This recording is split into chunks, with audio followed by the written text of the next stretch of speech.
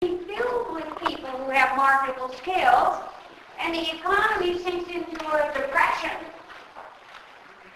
then we're going to have a lot of people living in poverty despite the fact that everybody has some sort of marketable skill.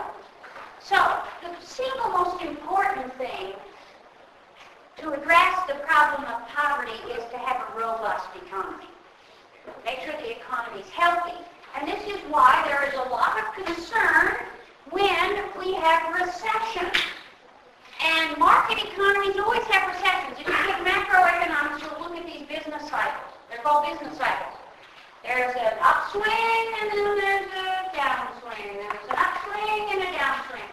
And what the ideal situation is to make sure that the variance, we don't want it to look like this. We want it to look like this.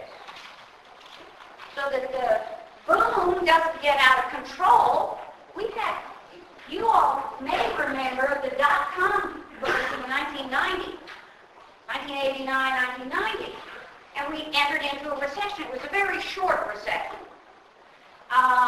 We're in another recession now, which seems to have been started by the housing market. And we could talk forever about who's to blame for all of that. But what you also have to understand is that we're going to have these cycles. And they cannot be prevented. But what we can do is try to make sure they don't do this. They're not wild swings. Okay. So poverty, that's a problem. Here's a bigger problem. I don't know if it's a bigger problem. Here's a big problem. And the big problem is what we call entitlements. Entitlements.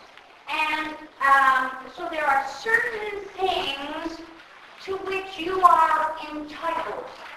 That's what an entitlement means. And in America, if you're old, you're entitled to a lot. And you may say, well, so why do I care? Because I'm not old. And I'm not going to be old for a long time, so I'll worry about it when I get old. But unfortunately, you do not have the luxury of waiting until you're old to worry about it, because it is actually your problem. And the reason it's your problem is because there are 76 million baby boomers. Do you know what a baby boomer is? World War II, everybody went off to war. People were killed. The fighting men came back from war. 9 months later, there was an explosion of births. That generation is called the baby boom generation. And we are 76 million strong, and guess where we are now? We're at retirement age. And the reason that's a problem for you is because you are going to pay for our retirement. You thought we were going to pay for our own retirement. You thought all these years, because you know about Social Security, we have to pay it, and I've been paying it all these years. You thought that's what was going to be used to pay our retirement. You thought that, didn't you? You're wrong. And so what I'm going to do is show you how Social Security works and perhaps frighten you to demand that something be done. Okay. Now, so it's not just Social Security that's an entitlement. There's also, old people are entitled to Medicare. When you hit 65, you are entitled to government-supplied health insurance. Now, all of you probably have some sort of health insurance, either on your parents' policy or you bought some insurance when you came to school here. You have some sort of health insurance. You have to pay a premium. You pay so much a month. And then if you break your leg, you go to the doctor and the doctor will fix your leg. And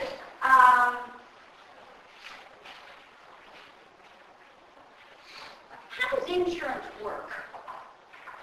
You have car insurance. You have insurance on your house. You have health insurance. How does insurance work? What do you think insurance companies want to do? Profit. How can an insurance company make profit. I mean, a hurricane blows through Florida and decimates, thousands of homes. Well, what about State Farm Insurance that's insured all those homes? How are they going to make money? Everyone else didn't have accidents. The way insurance companies make money, and by the way, you do know, making money or profits is not a bad thing. If there were no money in insurance, do you think anybody would offer insurance? No. Okay, so the way insurance companies make money is they risk pool. And by that I mean, okay, so State Farm has all these houses in Florida, but they also have all these houses in Arizona where we don't have floods, hurricanes, earthquakes. We don't have any of that. And so we pay premiums here in Arizona for our homes, and the insurance company actually makes money on us. And they lose money on the people in Florida, right? That's the way risk pooling works. That's the way insurance works. Now, along with insurance goes these problems.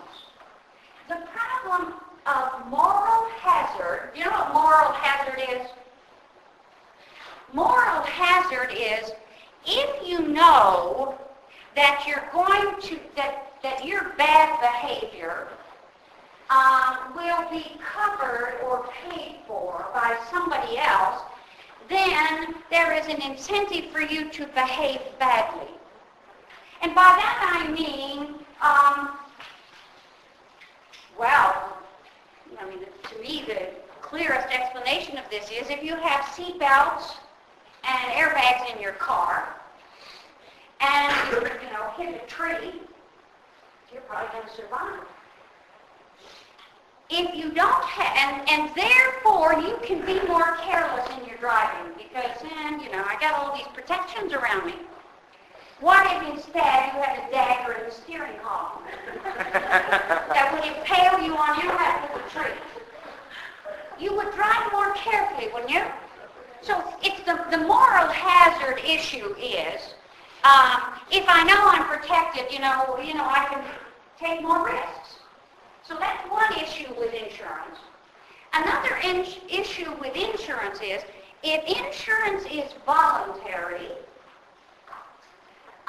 we have this idea of adverse selection. Adverse selection means that only the people who think they're going to need the insurance will buy it, and those who think they won't need the insurance won't buy it. So what are you left with? You're left with a pool of people who think they're going to need the insurance. Can you make any money that way?